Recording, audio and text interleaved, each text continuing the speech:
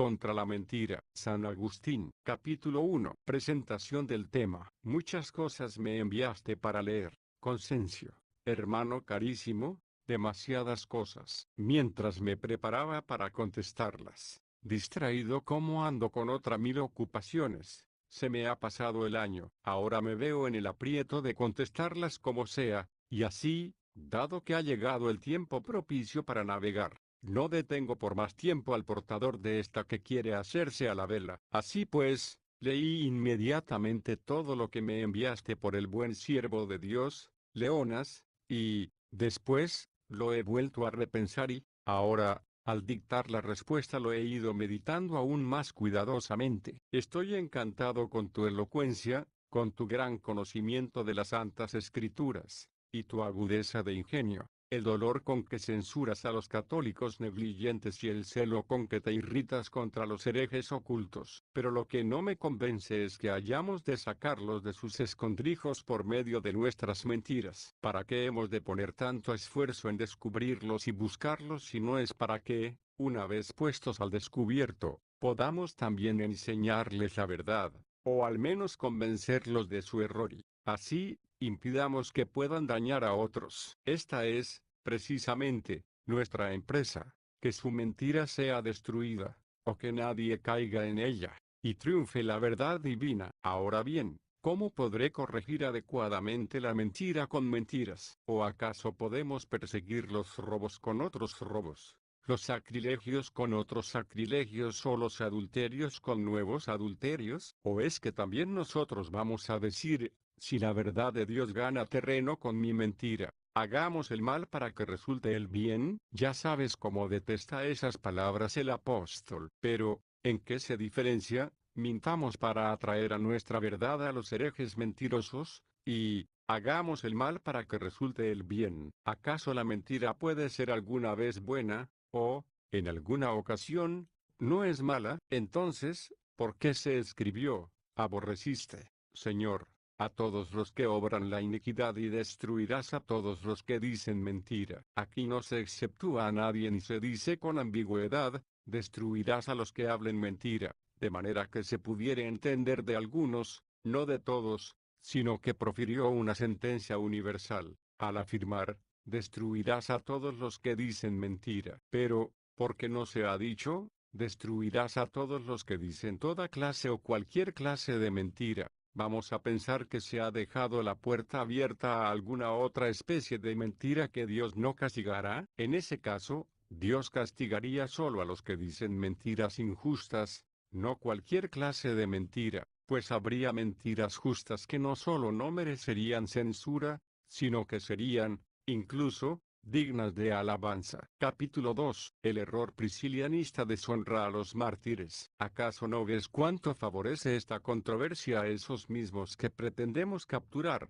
como a una gran presa, por medio de nuestras mentiras? Esta es, justamente, la táctica de los priscilianistas, como tú mismo has mostrado, y, para justificarla, citan testimonios de las Escrituras, exhortando a los suyos a mentir según el ejemplo de los patriarcas, los profetas, los apóstoles y los ángeles, y hasta osan añadir que también el mismo Cristo, el Señor, obró así, y no encuentran otra manera de mostrar la veracidad de su mentira que diciendo que la verdad ha sido mentirosa. Pero estas cosas hay que combatirlas, no imitarlas. No vayamos a comulgar con los priscilianistas, precisamente, en aquello en que se muestran los peores herejes, pues únicamente ellos, o al menos principalmente ellos, se han atrevido a hacer de la mentira un dogma para ocultar lo que ellos creen que es su verdad, y aún estiman que esta gran maldad es cosa justa, porque no es pecado alguno decir, de boca, a los extraños lo que es falso, siempre que se guarde en el corazón la verdad, pues así está escrito, el que dice la verdad en su corazón, como si esto bastase para cumplir el mandato divino, aunque diga cada uno en su boca la mentira cuando lo oye un extraño y no el prójimo. Por eso, opinan que ese era también el sentir del apóstol Pablo cuando dijo, despojándoos de la mentira, hablad la verdad, pues enseguida añadió, cada uno con su prójimo, porque somos miembros unos de otros, como si con aquellos que no son nuestros próximos en la comunidad de la verdad, y como si dijéramos, miembros nuestros, fuera lícita y conveniente la mentira. Esta doctrina deshonra a los santos mártires e incluso despoja de todo valor el martirio, pues, para ellos, los mártires habrían obrado con más cordura y rectitud, negándose a confesarse cristianos ante sus perseguidores, puesto que con su confesión no los habrían hecho homicidas, porque mintiendo y negando lo que eran, habrían conservado la vida corporal y la fe en el corazón, a la vez que habrían impedido a aquellos cumplir el crimen que ya tenían decidido, pues no se trataba de hermanos en la fe cristiana, de modo que debieran hablar con ellos la verdad en su boca que tenían en su corazón, sino que, incluso, se trataba de enemigos de la verdad misma. Sí, pues, Jehú, al que ellos evocan maliciosamente como ejemplo clásico de mentir con prudencia, mintió fingiéndose siervo de Baal, para exterminar a los adoradores del ídolo, con cuánta mayor razón, dicen en su perversidad, en tiempos de persecución, los siervos de Cristo deben fingirse siervos de Satanás para que los siervos del demonio no exterminen a los siervos de Cristo. Y si Jehú sacrificó a Baal para matar a los hombres, mejor podrán los cristianos sacrificar a los ídolos para salvar a los hombres. ¿Qué les puede importar a los mártires?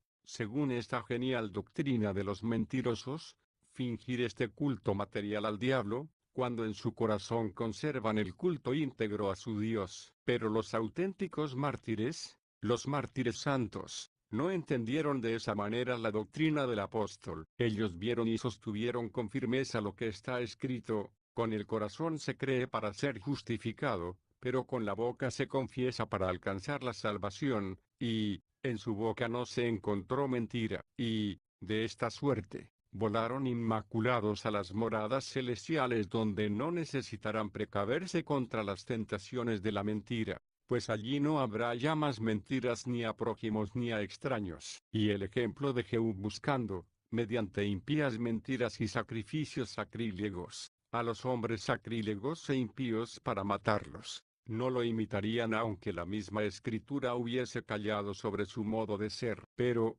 cuando se nos dice que no tuvo un corazón recto ante Dios, ¿de qué le sirvió el haber recibido la recompensa pasajera de un reino temporal, como premio a su obediencia en exterminar totalmente la casa de Acab, en la que exhibió un enorme afán de dominio? Por tanto, hermano Consencio, te exhorto a que defiendas la verdadera doctrina de los mártires y te invito a que no seas doctor de la mentira, sino maestro de la verdad frente a los mentirosos. Presta atención a mis palabras, por las que te insto vivamente a descubrir con cuánto cuidado se debe huir de esa postura de que me hablas para descubrir, corregir o evitar a los herejes. Pues el celo es, ciertamente, laudable, pero la doctrina es incauta e imprudente. Capítulo 3. Las mentiras católicas más perniciosas que las priscilianistas. Hay muchas clases de mentiras, pero todas debemos aborrecerlas sin distinción, pues no hay ninguna mentira que no sea contraria a la verdad, porque como la luz y las tinieblas,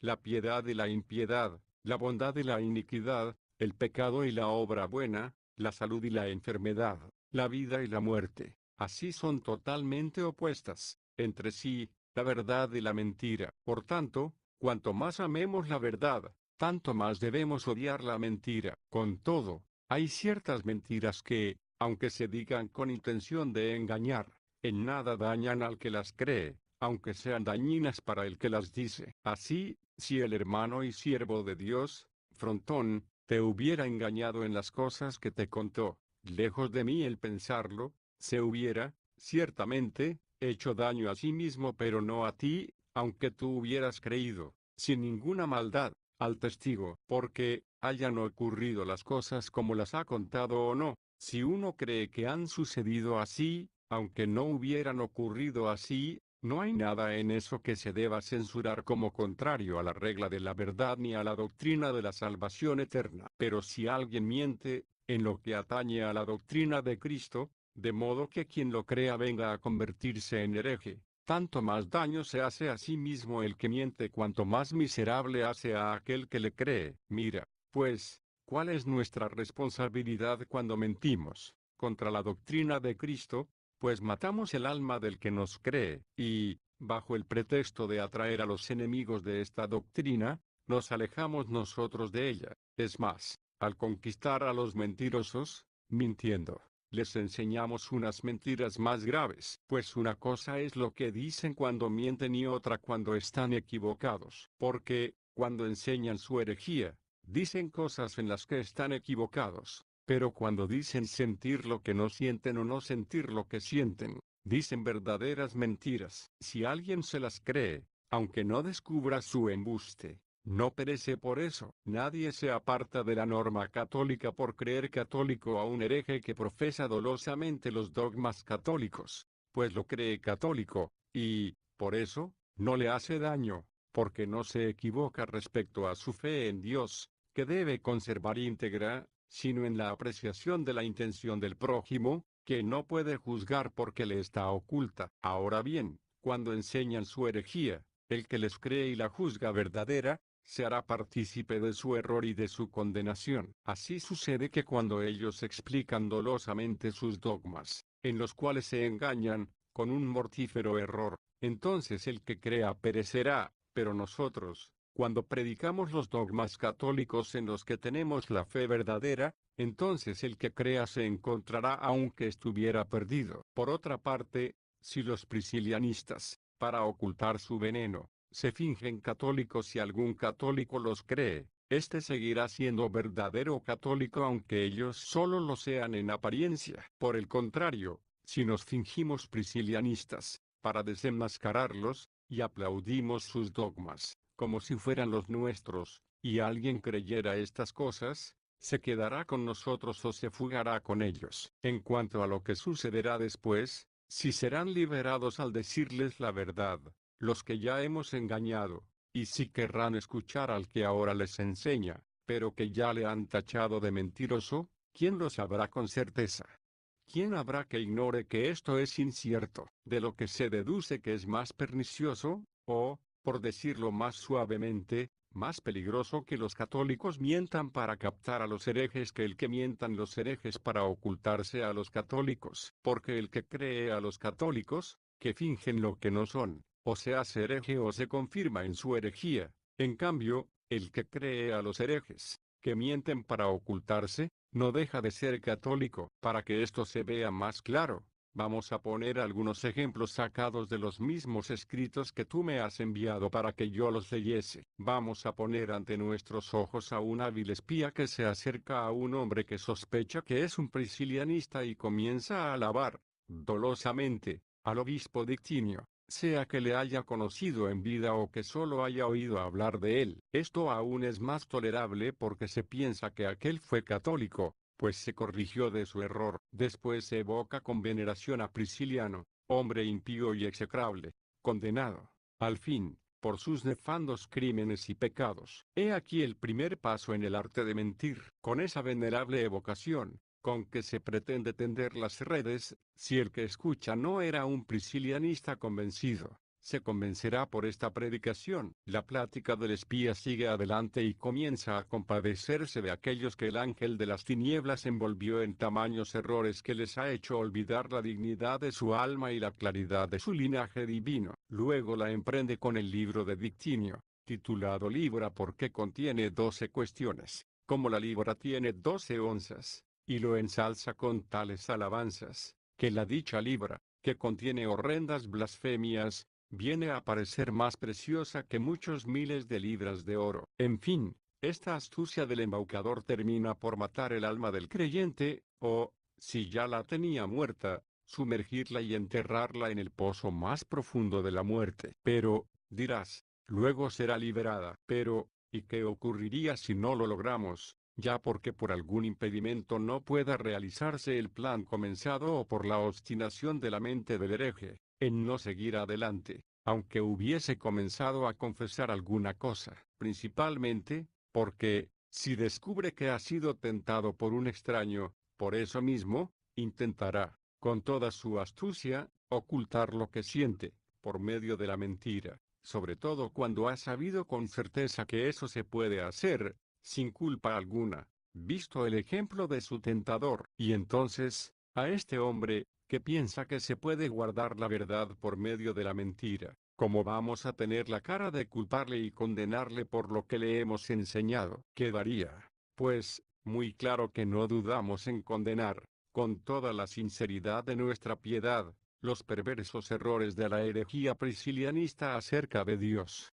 del alma, del cuerpo y de otros temas. Pero en lo que se refiere a que se puede mentir para ocultar la verdad sería un dogma común, para nosotros y para ellos, lo que Dios no permita. Y este es un mal tan grande que, aun si nuestro empeño, de captarlos por medio de la mentira y cambiarlos, prosperase de modo que los captásemos y cambiásemos, ninguna ganancia puede compensar este daño, por el que nosotros mismos nos corrompemos al buscar su corrección. Al utilizar este embuste, nos pervertimos, en parte, a nosotros mismos, y a ellos los corregimos a medias, puesto que eso que piensan, que se puede mentir en pro de la verdad, no lo corregimos en ellos, ya que eso mismo nosotros lo sabemos, lo enseñamos y lo mandamos poner en práctica para lograr su corrección, y, sin embargo, no les enmendamos, al no arrancarles esa patraña por la que pretenden que se puede camuflar la verdad. Antes bien, nos engañamos a nosotros mismos al buscarles por medio de esa patraña. Además, nunca podremos saber la sinceridad de la conversión de aquellos a los que hemos mentido cuando estaban pervertidos, pues, ¿acaso no van a hacer, una vez captados, lo que les han hecho para captarlos, no solo porque estaban acostumbrados a hacer eso, sino porque lo encontraron entre nosotros cuando llegaron? Capítulo 4. La mentira destruye la fe, y, lo que es más lamentable, incluso esos mismos que ya casi se han hecho de los nuestros, no podrán encontrar modo de que nos puedan creer. Pues, si llegan a sospechar que nosotros hablamos con fingimiento, incluso de los dogmas católicos, para ocultarles no sé qué otra cosa que juzgamos verdadera, entonces, ciertamente, el que sospecha esas cosas, al que se le diga, yo hice esto para captarte a ti, entonces, ¿qué le responderás al que te diga, cómo puedo saber que ahora no haces esto para no ser descubierto por mí? ¿O es que se puede creer que un hombre que mienta para ganar a otro y no mienta para impedir sea captado? Ya ves hasta dónde puede llegar este mal, pues no solo nos hace sospechosos a nosotros ante ellos y a ellos para nosotros, sino que, con razón, cada hermano se convierte en sospechoso para cada hermano, y, así, mientras pretendemos enseñar la fe por medio de la mentira, conseguimos, justamente, que nadie tenga fe en nadie. Y si, además, mentir es hablar contra Dios, difícilmente podremos encontrar un mal tan grave como la mentira, pues se trata de un mal tan impío que debemos evitarlo por encima de todo. Capítulo 5. La mentira priscilianista, más tolerable que la católica. Advierte ahora que, en nuestra confrontación, es más tolerable que mientan los priscilianistas, que saben que hablan falazmente, y a los que con nuestra mentira pensamos librar de aquellas falsedades en las que han caído por error. El priscilianista dice que el alma es parte de Dios, de su misma sustancia y naturaleza. Esta es una blasfemia bárbara y detestable, pues de ahí se sigue que la naturaleza de Dios puede ser cautivada, engañada, equivocada, turbada y mancillada, dañada y torturada. Pero, si esto mismo lo dice uno que quiere liberar al priscilianista de tan grave error por medio de la mentira, veamos qué diferencia hay entre ambas blasfemias. Enorme, dices, porque el priscilianista dice esto tal como lo cree, pero el católico lo dice sin creerlo. El primero blasfema sin saberlo, pero el segundo a sabiendas. El uno va contra la ciencia, el otro contra la creencia. El priscilianista tiene la ceguera de opinar falsamente, pero, al menos, tiene el deseo de decir la verdad, mientras que el católico ve la verdad, en su interior, pero miente voluntariamente. Sin embargo, dices, el primero enseña esto para hacer partícipes a los hombres de su error y su locura, mientras que el católico lo hace para liberar a los hombres de ese error y esa locura. Ya he mostrado, más arriba, cuánto daña, precisamente, esto que se creía provechoso. Mientras tanto, si sopesamos, realmente, estos dos males presentes, ya que los bienes futuros que el católico persigue son inciertos. ¿Quién peca más gravemente, el que engaña a otro hombre sin saberlo o el que blasfema de Dios a sabiendas? Ciertamente, todo el que, con piadosa solicitud, antepone Dios al hombre, sabe quién es ahí el peor. Añade a esto que, si hemos de blasfemar de Dios para que los hombres le alaben, sin duda alguna que invitamos a los hombres, con nuestro ejemplo y doctrina, no solo a alabar a Dios, sino también a blasfemarle, porque, si nos empeñamos en atraer a los hombres a la alabanza de Dios por medio de las blasfemias, y, sí, de hecho, lo conseguimos, no solo aprenderán a alabarle, sino también a blasfemarle. Y este es el beneficio que les hacemos, que los liberamos de la herejía para blasfemar no por ignorancia, sino a sabiendas. Pues, mientras el apóstol entrega a los hombres, incluso al mismo Satanás, para que aprendan a no blasfemar, nosotros intentamos liberar a los hombres de Satanás para que aprendan a blasfemar no por ignorancia, sino a conciencia. Y así, nosotros que somos sus maestros nos acarreamos esta enorme ruina, que para captar a los herejes nos hacemos, antes, blasfemos de Dios. Esto es lo cierto, pero hay otra cosa muy incierta, que podamos llegar a ser doctores de la verdad para salvarlos. Puesto que nosotros enseñamos a blasfemar a los nuestros, para que los priscilianistas los crean de los suyos, veamos qué maldades dicen ellos, cuando mienten, para que nosotros los creamos de los nuestros. Anatematizan a Prisciliano y lo maldicen a placer nuestro. Dicen que el alma es criatura de Dios, no parte suya. Abominan de los falsos mártires priscilianistas. Ensalzan, con grandes alabanzas, a los obispos católicos que han desenmascarado, combatido y echado por tierra su herejía, y mil cosas por el estilo. Pues bien, he aquí que dicen cosas verdaderas cuando mienten, no porque la verdad pueda ser, a la vez, mentira, sino que en un sentido mienten y en otro dicen la verdad. Mienten cuando dicen que son de los nuestros y dicen la verdad de la fe católica, y, por eso mismo, para no ser descubiertos como priscilianistas, dicen falsamente cosas verdaderas, pero nosotros, para descubrirlos, no solo hablamos fingidamente,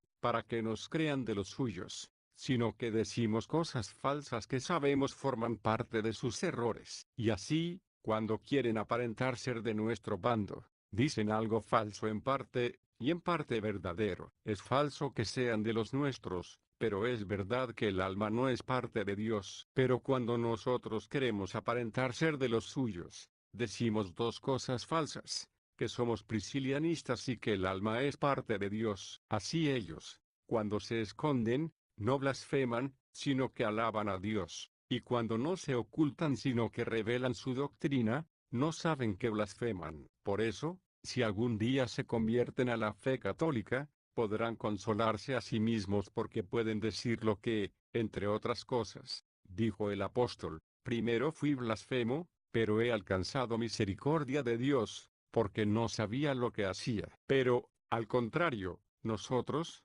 cuando, para que se nos abran, los engañamos con una mentira que creemos justa, con el fin de ganarlos y atraerlos, confesamos abiertamente pertenecer a los blasfemos priscilianistas, y, para que nos crean, blasfemamos sin la menor excusa de ignorancia. Pues cuando un católico blasfema, porque quiere pasar por hereje, nunca podrá decir, no sabía lo que hacía. Capítulo 6. El fin no justifica los medios. En estos asuntos, hermano Consencio, siempre debemos recordar, con temblor, que, a quien me negare delante de los hombres, yo le negaré delante de mi Padre, que está en los cielos. ¿O acaso no niega a Cristo delante de los hombres el que lo niega ante los priscilianistas, con el fin de desenmascararlos y capturarlos mediante una mentira blasfema? Por favor, ¿quién podrá dudar de que es negar a Cristo decir que no es como es en verdad, sino que es como lo pintan los priscilianistas? Pero me dirás, no hay otra forma de desenmascarar a los lobos ocultos que, vestidos de piel de oveja, asolan furtivamente y con alevosía el rebaño del Señor. Yo te digo, pues, como se conoció a los priscilianistas antes de inventar ese infundio de que se les puede casar por medio de la mentira, como se ha podido llegar hasta el nido de su fundador, sin duda el más sagaz y cubierto de todos.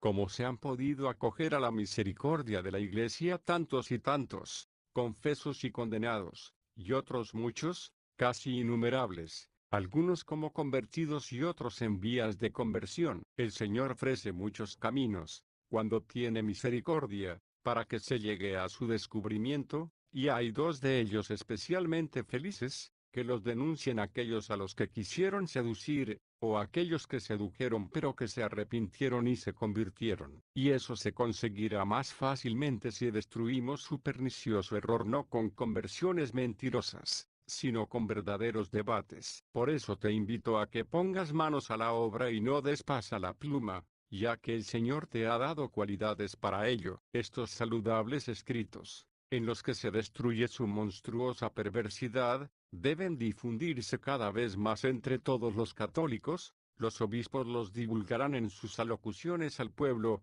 y todos los estudiosos inflamados del celo divino. Estas serán las redes santas que apresarán, con la auténtica verdad, a los priscilianistas para que no sean buscados mediante la mentira, pues, ganados de esta suerte, o confesarán de buen grado lo que fueron y a aquellos que conocieron en su mala compañía, o los amonestarán cordialmente o los delatarán, piadosamente, o, si les avergüenza confesar las tramas de su simulación permanente, serán sanados por la misericordiosa y oculta mano de Dios. Quizás repliques, pero más fácilmente llegaremos a sus escondites si aparentamos ser lo que ellos son. Si esto fuera lícito o conveniente lo habría mandado Cristo a sus ovejas, para que, vestidas con piel de lobo, se mezclaran con ellos, para poder descubrirlos mediante ese truco. Pero no les dijo eso ni siquiera cuando les predijo que los iba a enviar en medio de lobos. Pero me dirás, entonces no había que descubrirlos, pues estaban muy a las claras, sino que únicamente había que aguantar sus dentelladas y cruel rapacería. ¿Y qué sucedió cuando, anunciando Cristo los tiempos venideros, dijo que vendrían lobos rapaces vestidos con piel de oveja? ¿No era ese el momento de advertirnos y decir, y vosotros, para desenmascararlos, cubríos con piel de lobo, pero, interiormente, permaneced como ovejas? No dijo esto, sino que como profetizase, vendrán muchos a vosotros vestidos con piel de oveja, pero en el interior son lobos rapaces, pero no añadió, con vuestras mentiras los descubriréis, sino, por sus frutos los conoceréis. Las mentiras hay que evitarlas con la verdad, desenmascararlas con la verdad y aniquilarlas con la verdad. Lejos de nosotros vencer las blasfemias de los ignorantes blasfemando a conciencia, lejos de nosotros evitar los pecados cometiendo falacias. Pues, ¿cómo los vamos a evitar, si al evitarlos los hacemos? Si, para descubrir al que blasfema inconscientemente, blasfemo yo conscientemente, es peor lo que yo hago que lo que trato de evitar. Si, para desenmascarar al que niega a Cristo sin saberlo, lo niego yo a sabiendas, arrastro a la perdición al que así desenmascaro, y, para desenmascararlo, perezco yo previamente. ¿O acaso no niega a Cristo el que se esfuerza por descubrir de este modo a los priscilianistas, porque no siente en el corazón lo que dice con la boca? Como si, y ya lo dije poco antes, cuando se dijo, se cree de corazón para alcanzar la justicia, se hubiera añadido en vano, y con la boca se confiesa para alcanzar la salvación. ¿Acaso no mantuvieron, en su corazón, la fe en Cristo casi todos los que le negaron ante sus perseguidores? Y, sin embargo, a excepción de aquellos que resucitaron por la penitencia, todos perecieron, al no confesarle con la boca para la salvación. ¿Quién será tan necio que piense que el apóstol Pedro sintió de corazón lo que dijo con la boca cuando negó a Cristo? Ciertamente, en aquella negación mantuvo dentro la verdad, mientras profirió al exterior la mentira. Y, si no, ¿por qué disolvió con sus lágrimas lo que había negado con su boca? Si bastaba para la salvación lo que creía de corazón, ¿por qué, pues, mientras hablaba la verdad en su corazón, castigó con un llanto tan amargo la mentira que dijo con la boca, sino porque vio que era una ruina, puesto que con el corazón se cree para la justicia pero con la boca se confiesa para la salvación? Por tanto, lo que está escrito, El que dice la verdad en su corazón, no se debe interpretar como si, mientras se mantenga la verdad en el corazón, se puede decir, con la boca, la mentira, sino que eso se ha dicho porque puede suceder que alguien diga con la boca la verdad y no le sirva de nada, porque no la siente de corazón, pues él mismo no cree lo que dice. Este es el caso de los herejes, sobre todo de los mismos priscilianistas, que, ciertamente, no creen en la verdad católica y, sin embargo, la dicen para hacernos creer que son de los nuestros. Dicen la verdad con su boca, pero no en su corazón, y por eso se les ha de distinguir de aquel del que se ha dicho que dice la verdad en su corazón. El católico, así como tiene esta verdad en su corazón porque así la cree, debe decirla con la boca para que así la predique, y, por tanto, no debe decir falsedad alguna contra esta, ni en su corazón ni en sus labios, de modo que crea en su corazón para la justicia y con la boca confiese para salvación. Pues en el mismo salmo en que se dijo, el que habla la verdad en su corazón, se añadió inmediatamente, no tuvo engaño en su lengua. Y, en cuanto a lo que dice el apóstol, renunciando a toda mentira, habla la verdad cada uno con vuestro prójimo, porque somos miembros unos de otros. En absoluto puede entenderse como si permitiese hablar la mentira con aquellos que aún no son, con nosotros, miembros del cuerpo de Cristo, sino que eso se dijo porque cada uno de nosotros ha de conducirse, con los que aún no son miembros de Cristo, como si ya lo fueran, como así lo deseamos. Así nos los mostró el Señor cuando dijo que el samaritano extranjero se hizo prójimo de aquel al que hizo misericordia. Hemos de tener por prójimo y no por extraño a todo aquel al que debemos hacer eso, para que no siga siendo extraño. Y si se le ocultan algunas verdades, porque aún no ha sido hecho partícipe de nuestra fe y de nuestros sacramentos. Sin embargo, no por eso se le han de decir cosas falsas. También hubo, en tiempo de los apóstoles, algunos que no predicaban la verdad con veracidad, o sea, con espíritu sincero. De ellos dice el apóstol que no anunciaban a Cristo con limpieza, sino por envidia y rivalidad. Y, por eso, incluso algunos fueron tolerados cuando anunciaban la verdad con espíritu insincero, pero nunca se alabó a nadie por anunciar, con recta intención, la mentira. Finalmente,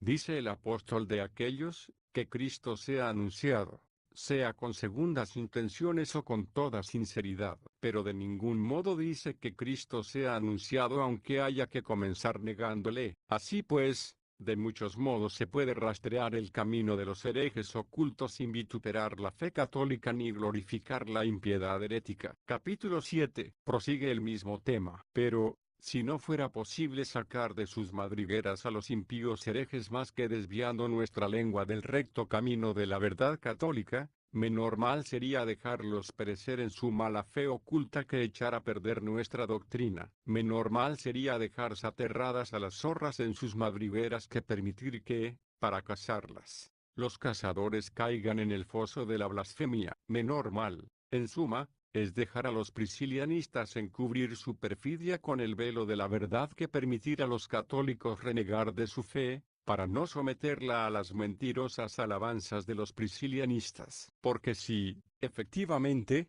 fueran justas las blasfemias mentirosas por el hecho de proferirlas con la sana intención de descubrir a los ocultos herejes, también podrían ser castos los adulterios hechos con el mismo ánimo, pues si una impúdica mujer priscilianista pusiera sus ojos en un católico José y le prometiera descubrirle todos los escondrijos de sus correligionarios y le pidiera cometer adulterio, y estuviese cierto de que si lo aceptaba, cumpliría lo que prometía, ¿juzgaríamos lícito hacer eso, o pensaríamos que de ninguna manera se debería comprar esa mercancía a tal precio? ¿Por qué, entonces, rechazamos que se pueda descubrir a los herejes ofreciendo nuestro cuerpo al adulterio y pensamos que se les puede descubrir mediante una impúdica blasfemia oral? Pues, o bien será lícito defender, por la misma razón, ambas cosas, de suerte que estén justificadas por el hecho de utilizarlas para detener a los malvados,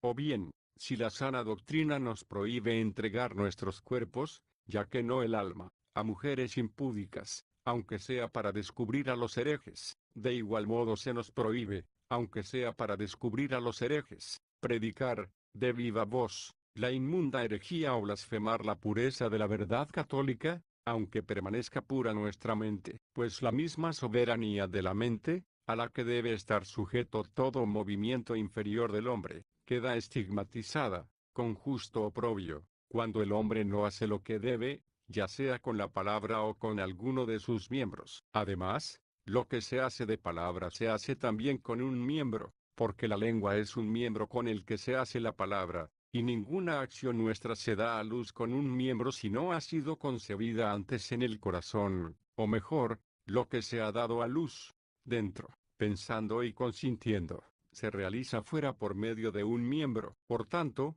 no está libre de culpa el alma cuando realiza algún acto en ese sentido, dado que eso no se haría si el alma no decidiese hacerlo. Ciertamente, interesa mucho saber la causa, el fin, la intención con que algo se hace, pero lo que consta que es pecado, de por sí, no hay ninguna causa buena ni ningún buen fin aparente ni ninguna, supuesta, buena intención que pueda justificarlo. Ahora bien, las acciones humanas, que no son, en sí mismas, pecado, serán buenas o malas según las causas que tengan. Así, dar alimento a los pobres es una buena obra si se hace por misericordia y con recta intención, del mismo modo la unión conyugal, cuando se realiza para engendrar hijos y con la buena fe de regenerarlos por el bautismo. Estas obras, y otras del mismo tenor, son buenas o malas según lo sean sus causas, pues esas mismas obras, si tienen malos motivos,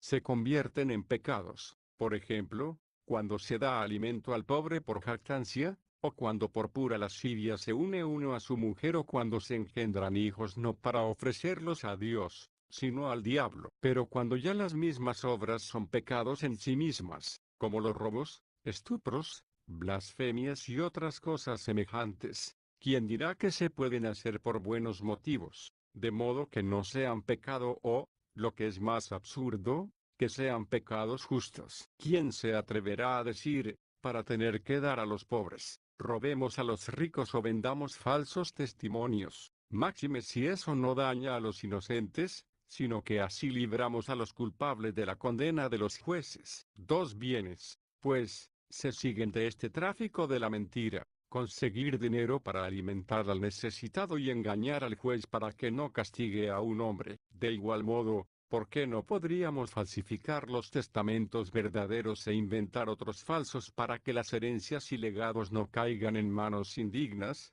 que no hacen ningún bien, sino que los demos a los que alimentan a los hambrientos, visten a los desnudos, acogen a los peregrinos y construyen iglesias? ¿Por qué no hacer esos males para que vengan estos bienes, ya que, por estos bienes, aquellos dejan de ser males? Y, además, si unas mujeres impúdicas y ricas se las viera dispuestas incluso a pagar a sus seductores amantes, ¿por qué no habría de usar estas artes y estas partes un misericordioso varón, cuando las va a dedicar a una causa tan buena como es allegar bienes para dar a los indigentes? Y eso sin tener que cuidarse de lo que dice el apóstol: el que robaba, que ya no robe, antes trabaje en buenas obras para tener con qué ayudar al necesitado. Pues, entonces, no solo el mismo hurto, sino también el falso testimonio, el adulterio y toda obra mala no será ya mala, sino buena, pues se hace por esa razón de tener con qué hacer el bien. ¿Quién puede decir estas cosas, sino el que pretenda trastornar toda la sociedad, las leyes y la moral humana? Pues, una vez admitido que en las acciones humanas malas no se ha de mirar lo que se hace, no por qué se hace, entonces todas las obras que han sido hechas por causas buenas nunca se han de tener por malas. Por tanto, el delito más criminal, el pecado más vergonzoso y el sacrilegio más impío podrán cometerse sin miedo y legítimamente, y no solo con impunidad, sino como una acción gloriosa, de modo que al perpetrarlos no solo no se debe temer ningún castigo, sino esperar un premio. Pero si la justicia, con razón, castiga al ladrón aunque dijese y mostrase que había robado bienes superfluos al rico para suministrar lo necesario al pobre, sí, con razón, castiga al falsario aunque afirmase que había corrompido el testamento ajeno para hacer heredero a aquel que habría de dar abundantes limosnas, sino al que no habría de hacer ninguna. Sí, con razón, castiga al adúltero aunque mostrase que cometió el adulterio por misericordia, para salvar de la muerte a un hombre por medio de su cómplice. Sí, para centrarnos en nuestro tema, con razón, se castiga al adúltero que, para llegar a los escondrijos de los priscilianistas, se mezcla con una de sus mujeres a sabiendas de su torpeza. Te conjuro, pues, que, como dice el apóstol, no entreguemos nuestros miembros como arma de iniquidad al pecado. Por tanto, no podemos ofrecer ni las manos ni los genitales ni ningún otro miembro a ninguna acción pecaminosa para descubrir a los priscilianistas. ¿Qué nos ha hecho nuestra lengua, nuestra boca o nuestra voz, para que las ofrezcamos como armas de pecado, y de un pecado tan grande como el blasfemar conscientemente de Dios, para captar a los priscilianistas y librarnos de sus blasfemias inconscientes? Capítulo 8. La buena intención disminuye el pecado. Tal vez dirá alguno,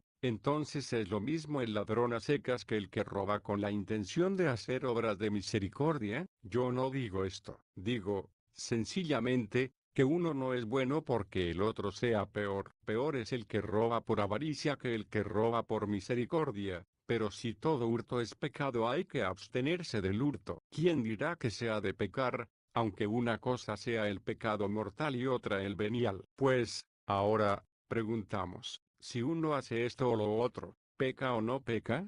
No. ¿Quién pecará más grave o más levemente? Porque también la ley castiga los hurtos más levemente que los estupros, pero ambos son pecados aunque uno más grave y otro más leve. Así, es más leve el hurto por avaricia que el adulterio que se hace por socorrer a otro. En el mismo género de pecados, ciertamente, son más leves los que se han cometido con buena intención, aunque tal vez estos, comparados con los de otra especie, aparezcan más graves que los leves de esa. Así, es más grave robar por avaricia que por misericordia.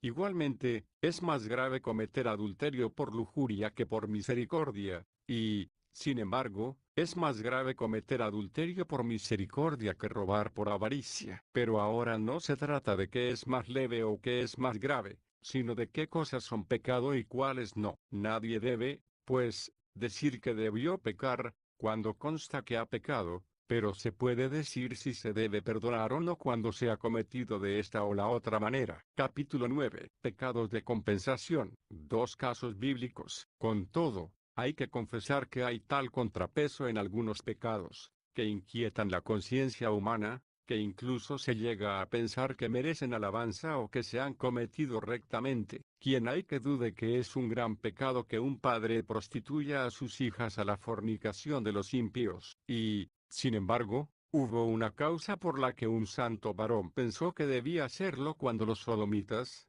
en un abominable ímpetu de lujuria, se precipitaron sobre sus huéspedes. Dijo, pues, tengo dos hijas que no han conocido varón. Os las sacaré a vosotros, y haced con ellas como os plazca, pero a estos varones no les hagáis mal alguno, porque se acogieron a la sombra de mi techo. ¿Qué diremos de esto? ¿No nos horroriza tanto ese crimen que pretenden cometer los sodomitas contra los huéspedes de aquel santo varón, hasta el punto de pensar que todo lo que se hubiese de hacer, para que esto no se hiciese, se debería hacer? Nos impresiona sobre todo el autor de este hecho que, en virtud de su santidad, había sido liberado de la destrucción de Sodoma, y porque era un mal menor cometer esa deshonestidad con las mujeres que con los varones, se podría decir que también esto pertenece a la santidad de aquel justo que prefirió que esta maldad se cometiese contra sus hijas que contra sus huéspedes. Y esto no solo lo deseó interiormente,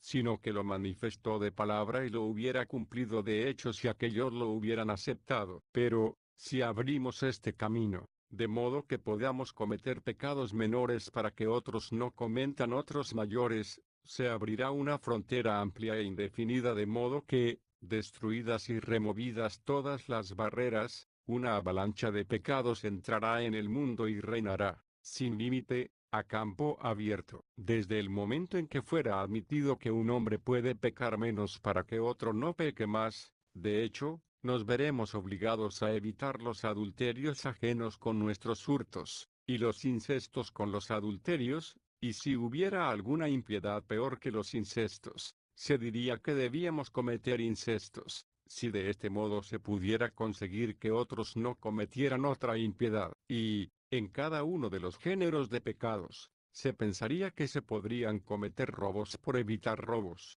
adulterios por adulterios, incestos por incestos, y sacrilegios por sacrilegios, nuestros pecados por los ajenos, no solo los menores por los mayores, sino, también cuando se trata de los pecados pésimos y atroces, pensaríamos que estaría permitido cometerlos, si eran menos en número para evitar un número mayor. Metidos en este laberinto nunca se abstendrían de pecar los otros más que a condición de que nosotros pecáramos, aunque fuera algo menos. Entonces estaríamos totalmente al arbitrio del enemigo, que podría decirnos, si tú no cometes este pecado, yo cometeré otro mayor, si tú no perpetras este crimen, yo cometeré otros muchos. Y, así, parece que deberíamos admitir el crimen si queremos abstenernos del crimen. Pensar de este modo, ¿qué es sino desbarrar o, más bien, volvernos locos? Pero de lo que debo cuidarme para evitar el castigo es de mi propio pecado, y no del ajeno, cometido en mí o en otro, puesto que, el alma que pecare, esa morirá. En consecuencia, pues, sin duda alguna, no debemos pecar nosotros para que no pequen más gravemente otros, ya en nosotros, ya en otros. Así, debemos meditar, en eso que hizo Lot, para ver si es un ejemplo a imitar o más bien a evitar, pues más bien se puede ver y notar, que como un mal tan horrible amenazase a sus huéspedes, por la impiedad ignominiosa de los sodomitas, cuando la quería alejar y no podía, de tal modo se conturbó el alma del justo que quiso hacer lo que la nebulosa tempestad del temor humano y no la tranquila serenidad de la ley divina pedía, y, así, consultado por nosotros, clamará que no debemos hacerlo así, y nos mandará que evitemos nuestros propios pecados, de tal modo que no pequemos, en absoluto, ni por temor alguno a los pecados de otros. Pues aquel justo varón conturbado por el temor a los pecados ajenos, que nada pueden manchar sino por el consentimiento, no atendió a su pecado por el que quiso someter a sus hijas a la lujuria de los impíos. Cuando leemos estas cosas en las Santas Escrituras, no debemos pensar que porque creemos que así se han hecho, así las debemos hacer, no sea que vayamos a violar los preceptos por imitar, servilmente, los ejemplos. ¿O, acaso, porque David juró que había de matar a Nabal, aunque después impulsado por la clemencia no lo hizo, vamos nosotros a imitarle jurando, temerariamente, cumplir lo que más tarde vemos que no debe hacerse? Como el temor perturbó a Lot hasta hacerle optar por prostituir a sus hijas, la ira trastornó a David para que jurara temerariamente. Finalmente, si nos fuera posible preguntarles por qué hicieron esas cosas, uno respondería, el temor y el temblor vinieron sobre mí y me envolvieron las tinieblas. Y el otro podría decir,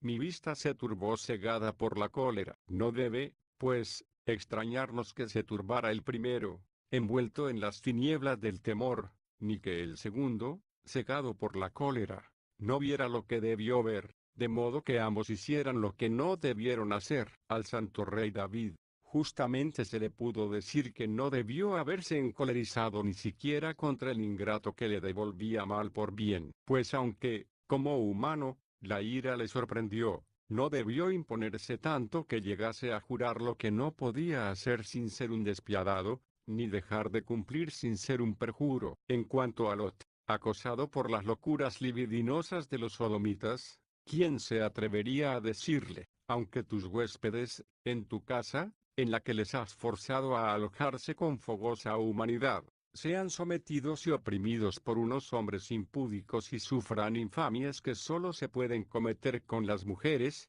Nada temas, por nada te preocupes, no te espantes, no te horrorices ni tiembles. ¿Quién se atrevería a decir estas cosas al piadoso hospedero, aunque fuese un compañero de aquellos empecatados? Con muchísima más razón se le diría, haz lo que puedas, para que no ocurra lo que, con razón, temes. Pero que este temor no te empuje a ser responsable de la maldad que cometerían tus hijas si consintieran en pecar con los sodomitas, ni de su forzada violación en caso de que no la consintiesen. No cometas tú un gran pecado por mucho que te horrorice otro pecado ajeno mayor, pues, por mucha diferencia que haya entre el pecado tuyo y el ajeno, el tuyo será siempre tuyo y el ajeno será ajeno, a no ser que, para defender a Lot, alguno quisiera verse apremiado a razonar de esta manera y diga, mejor es recibir una injuria que cometerla. Ahora bien, como los huéspedes de Lot no iban a cometer una injuria sino a recibirla,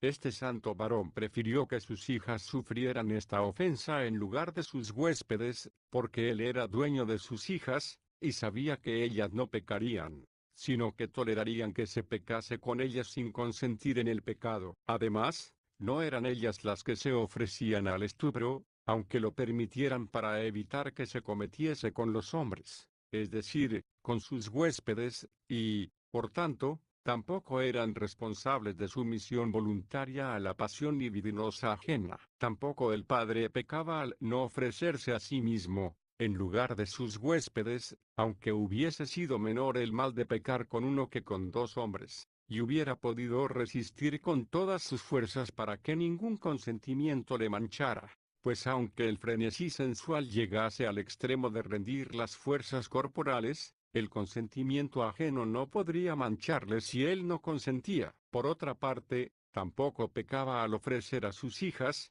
ya que no las forzaba a pecar, sino únicamente a tolerar la violación sin consentir en ella. De hecho, ellas no pecaban, sino que sufrían a los pecadores. Es como si Lot hubiera ofrecido sus siervos a la furia mortal de unos bandidos, para evitar que sus huéspedes sufrieran las heridas de la muerte. De esta cuestión no voy a discutir, porque no acabaría nunca. Es decir, si el Señor usea correctamente de su derecho de potestad sobre el siervo, si puede exponer a su siervo inocente a la muerte para que un amigo del mismo, también inocente, no sea maltratado en su casa por unos violentos malvados. Pero, ciertamente, de ningún modo se puede decir correctamente que David debía haber jurado hacer lo que después vio que no debía hacer, y, por eso, constatamos que no todo lo que los santos y justos varones han hecho legítimamente, debemos tenerlo siempre como norma de costumbres. Antes bien, se nos invita a considerar con qué amplitud hay que aplicar y a cuántos hay que extender las palabras del apóstol. Hermanos, aunque, ofuscado, alguien cometiese algún delito, vosotros, que sois espirituales, instruidle con espíritu de mansedumbre, fíjate en ti mismo, no sea que también tú seas tentado. Ofuscaciones son esas situaciones en las cuales se delinque, ya porque no se ve qué es lo que se debe hacer ni el momento apropiado, o, si es que uno lo ve, es vencido, de modo que se comete el pecado, ya sea porque se oculta la verdad o porque empuja la debilidad. Capítulo 10. Los casos de Abraham y de Jacob. Lo que más perturba, en todas nuestras acciones, aun a los hombres de bien, son los pecados de compensación, de modo que ni siquiera se juzgan como pecados, cuando hay tales razones para hacerlos que más bien parece se peca si no se realizan. Sobre todo, la mentira se ha impuesto en la opinión de la gente, de tal modo que cuando alguien miente para utilidad de otro o para no dañar a otro, al que parece se dañará si no se miente, no solo no se piensa que sean pecado esas mentiras, sino que incluso se cree que son buenas. Para defender este género de mentiras se cree estar apoyados en muchos ejemplos de las Santas Escrituras. Pero esto no es ocultar la verdad, sino que es decir la mentira. Pues, aunque todo el que miente quiere ocultar la verdad, sin embargo no todo el que quiere ocultar la verdad miente, ya que muchas veces ocultamos la verdad no al mentir, sino al callar. Por eso, tampoco mintió el Señor cuando dijo, tengo muchas cosas que deciros, pero todavía no estáis preparados para recibirlas. Calló cosas verdaderas, porque no los juzgó preparados para oírlas, pero no dijo cosas falsas. Si no les hubiese indicado esto, a saber, que no podían todavía recibir lo que no les quiso decir, ciertamente les hubiera ocultado parte de la verdad,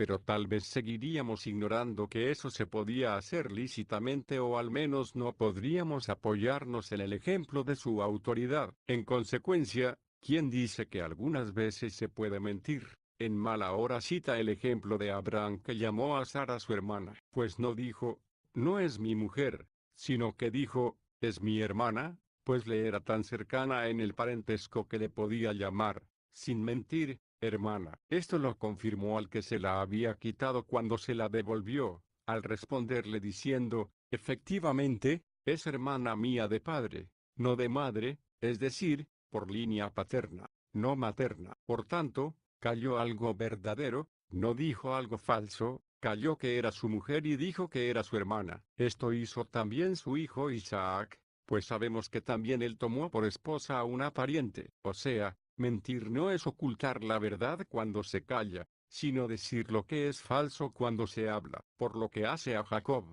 que utilizó a su madre para, según parecía, engañar a su padre. Si se examina con sinceridad y diligencia, no se trata de una mentira, sino, más bien, de un misterio, pues si llamamos mentiras a todas las parábolas y símbolos, que no se pueden tomar al pie de la letra, y que se usan para significar otras cosas, y se han de entender en sentido traslaticio, entonces todas serían mentiras. Lo que no puede admitirse, porque el que piensa esto tiene que lanzar esta calumnia sobre todos los tropos y figuras del lenguaje. Entonces la misma metáfora, o sea, la transposición de un vocablo, de su significado propio a otro figurado, también habría que llamarla mentira. Así, cuando decimos, las ondulantes mieses, las áureas viñas, la florida juventud, las níveas canas, como quiera que en absoluto encontramos, en esas cosas, a las que aplicamos estas palabras traslaticiamente ni ondas ni oro ni flores ni nieve, se pensará que se trata de mentiras. Lo mismo al llamar piedra y león a Cristo,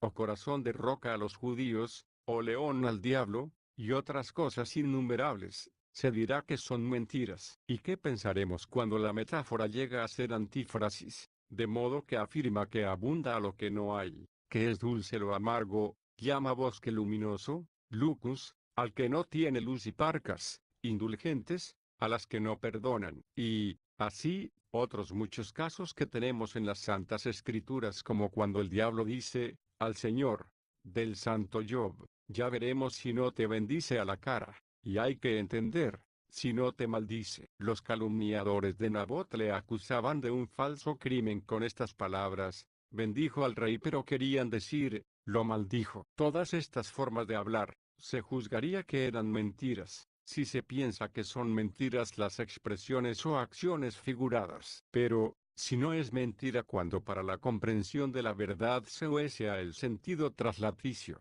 entonces no solo lo que hizo o dijo Jacob a su padre para que le bendijera ni, tampoco, lo que dijo José, como para engañar a sus hermanos, ni la locura que fingió David ni otras cosas semejantes se han de juzgar por mentiras, sino que son palabras y acciones proféticas que apuntan a la comprensión de otras verdades. Esas verdades se ocultan bajo velos simbólicos para excitar el espíritu del piadoso investigador y no se envilezcan al presentarse desnudas y evidentes, pues, aunque ya las conozcamos abierta y claramente por otros pasajes, al descubrirlas en su misterio parece que renacen en nuestro entendimiento y como renacidas nos regalan, y tampoco ciegan a los estudiosos porque las vean entre velos, antes resultan más interesantes porque, como si nos hubieran sido arrebatadas, las deseamos con más ardor y las desvelamos con mayor gozo como muy apetecidas. En todo caso, esas metáforas dicen cosas verdaderas y no falsas,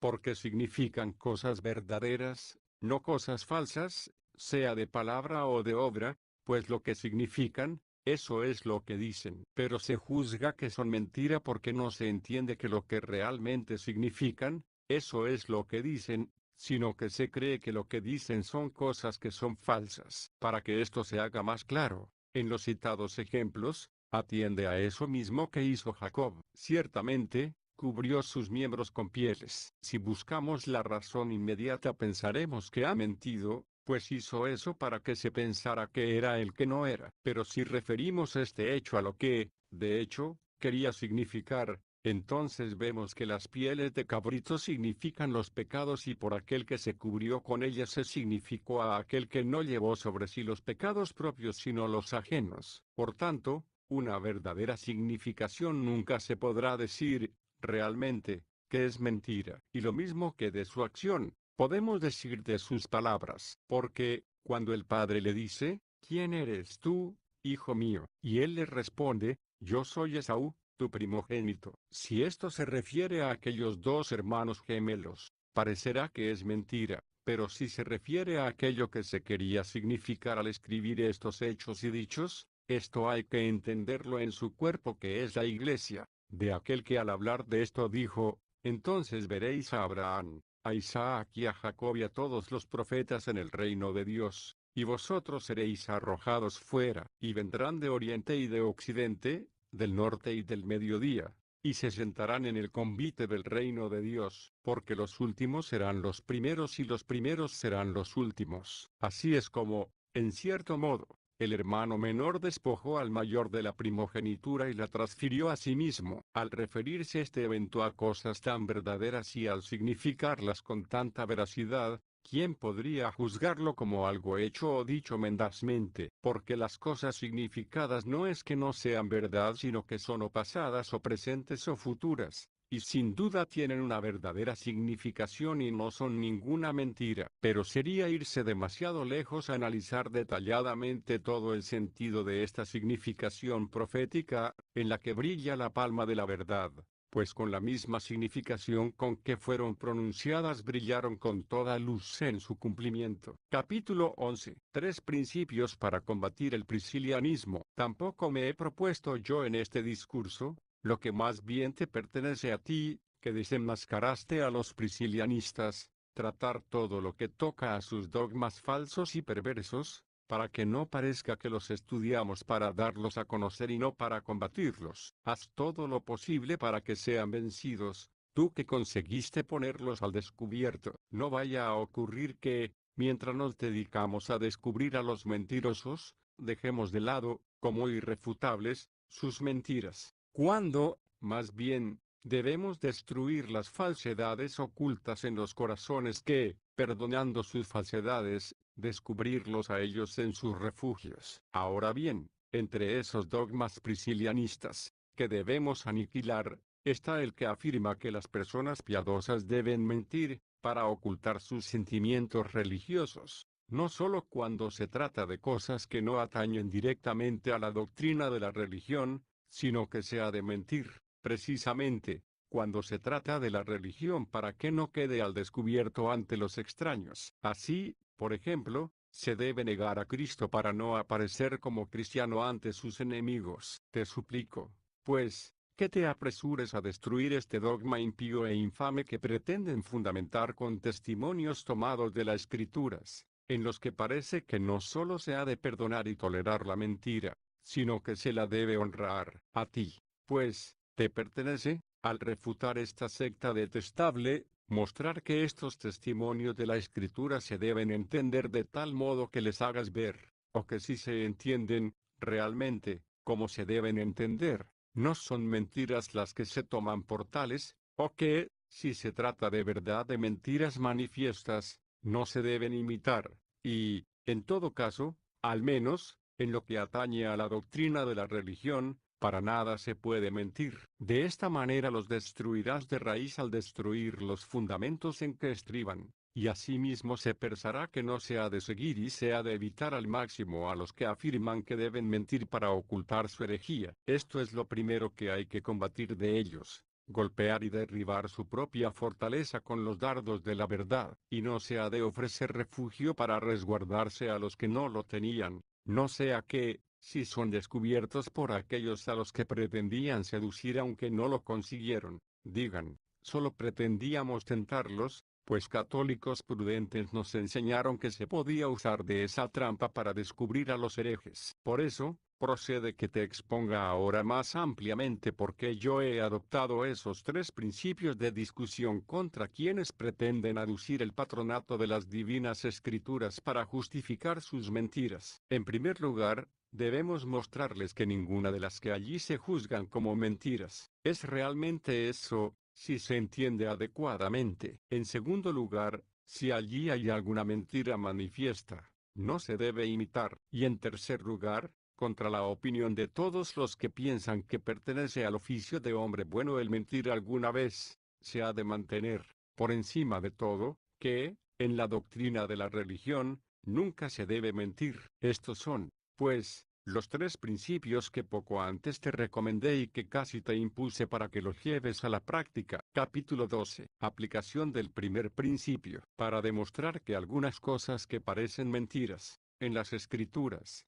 no son lo que se piensa, si se entienden rectamente, no te debe parecer de poca importancia que siempre encuentran en los libros proféticos y no en los apostólicos sus pseudo ejemplos de mentiras, pues todas aquellas cosas que citan literalmente, donde alguno ha mentido, se leen en dichos libros, en los cuales se han escrito no solamente algunos dichos, sino que también se relatan muchos hechos en sentido figurado, porque también se han realizado figuradamente, en esas figuras, lo que parece una mentira, bien entendido, se ve que es verdad. Pero los apóstoles, en sus cartas, hablaron de otra manera, y así también se escribieron los Hechos de los Apóstoles, una vez revelado en el Nuevo Testamento lo que se ocultaba en las metáforas proféticas. En fin, en todas las cartas apostólicas, y en el excelente libro en el que, con toda veracidad, se narran sus hechos canónicos, no se encuentra a nadie que mienta de tal modo que se pueda proponer de ejemplo para autorizar la libertad de mentir. Pues, con razón, fue reprendida y corregida la simulación de Pedro y Bernabé, por la que obligaban a judaizar a los gentiles, para que, entonces, a nadie hiciese daño, ni tampoco sirviese a la posteridad como ejemplo a imitar. Pues, como viese el apóstol Pablo que no caminaban rectamente conforme a la verdad del Evangelio, dijo a Pedro ante todos: si tú, siendo judío, vives al estilo de los gentiles y no de los judíos, ¿por qué obligas a judaizar a los gentiles? Y esto que hizo él, de ningún modo debemos pensar que lo hizo falazmente, sino que, para no aparecer como enemigo de la ley y los profetas, mantuvo y realizó ciertas observancias legítimas de las costumbres judías. Precisamente, respecto a esta cuestión, es bien conocida su opinión, en la que estaba bien fundado, no prohibir a los judíos, que entonces creyeran en Cristo, mantener las tradiciones paternas ni obligar a los gentiles a observarlas para hacerse cristianos. Así, no huirían de aquellos sacramentos que Dios les había impuesto, como si fueran sacrilegios, ni pensarían que eran tan necesarios, una vez revelado el Nuevo Testamento, que sin ellos no se podrían salvar los que se convirtieran a Dios. Ciertamente, había algunos que pensaban y predicaban esto aún después de recibir el Evangelio de Cristo. Pedro y Bernabé estaban de acuerdo, simuladamente, con ellos y, por eso obligaban a los gentiles a judaizar, pues, obligarles a judaizar era, predicarles como necesarios esos sacramentos, como si el Evangelio recibido no ofreciera la salvación, en Cristo, sin ellos. Esto es lo que pensaban por error algunos, esto lo que aparentaba por temor Pedro y contra esto arguía la libertad de Pablo. En cuanto a lo que dice, me he hecho todo para todos para salvarlos a todos, eso lo hizo por medio de la compasión, no por medio de la mentira. Uno se hace semejante a aquel al que quiere socorrer cuando le socorre con tanta misericordia cuanta desearía se tuviera con él, si él mismo estuviese en ese mismo lamentable estado. Por tanto, se hace como aquel no para engañarle, sino para ponerse en su lugar. De ahí el dicho del apóstol que ya cité más arriba: hermanos, si algún hombre cayere ofuscadamente en algún delito, vosotros, que sois espirituales, instruidle con espíritu de mansedumbre, cuidando de no caer vosotros en la misma tentación. Pero, si porque había dicho, me he hecho judío con los judíos, y como si estuviera bajo la ley de los que estaban bajo la ley, vamos a pensar que aceptó, dolosamente, los misterios de la antigua ley, también tendríamos que pensar que, del mismo modo falaz, habría aceptado la idolatría de los gentiles porque también había dicho, que se había hecho como sin ley para ganar a los que vivían sin ley, lo que, ciertamente, no hizo, pues no sacrificó, en ningún lugar, a sus ídolos ni adoró sus simulacros, antes bien mostró, con toda libertad como mártir de Cristo, que se habían de detestar y considerar vitandos. En consecuencia, los priscilianistas no nos pueden proponer ningún hecho ni dicho apostólico como ejemplo de mentira, para que sean imitados. Pero, de los hechos o dichos proféticos, se cree que pueden sacar argumentos porque toman por mentiras las figuras proféticas que, a veces, se parecen a las mentiras. Pero, cuando las referimos a aquellas cosas que, para significarlas, fueron así hechas y dichas, vemos que su significado es verdadero, y, por tanto, en absoluto son mentiras, puesto que la mentira es la significación de una cosa falsa con la voluntad de engañar, y no hay tal significación falsa, cuando se significa una cosa por medio de otra, pues, si se entiende correctamente, el significado es verdadero. Capítulo 13. Explicación de algunos pasajes del Evangelio. También son de este tenor algunas expresiones del Salvador en el Evangelio, porque el mismo Señor quiso ser profeta de profetas. Por ejemplo, en aquellas palabras que dijo a la mujer que padecía flujos de sangre, ¿quién me ha tocado? Y acerca de Lázaro, ¿dónde lo habéis puesto? De sobra sabía él lo que preguntó como si no lo supiera, y de este modo fingió que no lo sabía, para dar a entender otra cosa con su aparente ignorancia. Y como esa significación era verdadera, ciertamente, no era una mentira. En efecto, la mujer que padecía flujo de sangre y Lázaro difunto, hacía 4 días, significaban a los que, en cierto modo, desconocía Jesús que lo sabía todo, porque la mujer significaba el pueblo de los gentiles, del que se había anunciado, el pueblo que no conocí, me sirvió. Y Lázaro, separado de los vivos, yacía, como una parábola profética, allí donde aquel dijo, fui arrojado de ante la faz de tus ojos. Y, así, en la pregunta de Cristo, como si él no supiese quién era aquella mujer ni dónde estaba colocado Lázaro, se prefiguró todo esto y con esta significación veraz evitó toda mentira. Lo mismo cabe decir de ese hecho con el que me dices que os arguyen los priscilianistas. El Señor Jesús, después de resucitar, iba de camino con 2 discípulos y, al acercarse al castillo al que se dirigían, fingió ir más adelante. Allí el evangelista dice expresamente, mas él fingió ir más adelante, incluso, puso la misma palabra en la que se gozan los mentirosos para mentir impunemente, como si fuera mentira todo lo que se finge, cuando se fingen tantas cosas para poder significar, mediante ellas, otras más verdaderas. Sí, efectivamente, Jesús no hubiera significado nada cuando fingió que iba más lejos. Con razón se pensaría que era una mentira, pero, si se entiende bien y se refiere a lo que quiso significar, se encuentra que es un misterio. De lo contrario, serían mentiras todas aquellas cosas que, aunque no hayan sucedido, se cuentan, como acaecidas de verdad, para significar otras semejantes a ellas. De ahí aquella prolija narración de los 2 hijos de un padre,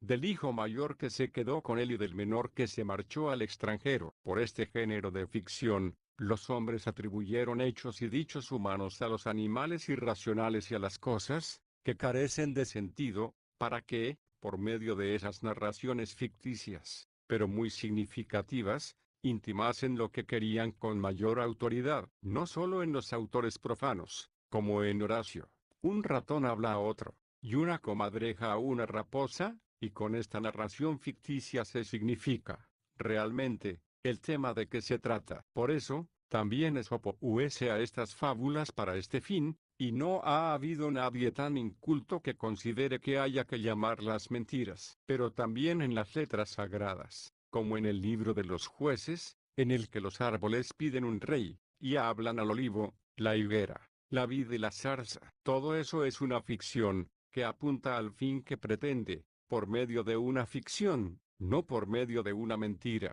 que es llegar a una significación veraz. He dicho todo esto en relación a aquello que está escrito de Jesús, y él fingió ir más lejos. No sea que alguno, basado en estas palabras, como los priscilianistas, quiera tener por lícita la mentira e incluso pretenda que Cristo había mentido. El que quiera entender lo que prefiguró con esa ficción, atienda a lo que hizo, a lo que realizó después en sus actos, pues luego marchó mucho más lejos, sobre los cielos, pero no abandonó a sus discípulos. Para significar ese hecho futuro, de su divino poder, fingió, en el presente, ese ademán humano, y, por eso, la auténtica significación se prefiguró en la ficción presente y la verdad apareció más tarde en la realización futura. Así pues, solo pretenderá que Cristo mintió, fingiendo, el que niegue que lo cumplió al realizar lo que significó. Capítulo 14. Otros casos del Antiguo Testamento, como los herejes mentirosos no encuentran, en los escritos del Nuevo Testamento, ejemplos de mentira que imitar. Piensan que los hay copiosísimos, para aportar a esta disputa, en la que opinan que se puede mentir, cuando se trata de los libros de los viejos profetas. Y como allí no aparece, sino a los pocos que lo entienden, a qué se refieren los hechos y dichos, en su significación verdadera, creen ellos encontrar y descubrir, allí mismo, muchas mentiras. Pero, al pretender encontrar ejemplos a imitar, en los que puedan escudarse para poner engañar, se engañan ellos a sí mismos, y se mienten a sí mismos en su iniquidad. Pero por lo que hace a aquellas personas a las que no se puede creer que quisieran profetizar, si han hecho o dicho algo fingido con voluntad de engañar, sin duda que han mentido, aunque de sus hechos o dichos se pueda seguir algo profético, dispuesto y preparado por la divina providencia, que sabe sacar bien incluso de los males de los hombres. Pero no por eso se deben juzgar dignas de imitación porque se encuentran en esos libros que, con razón,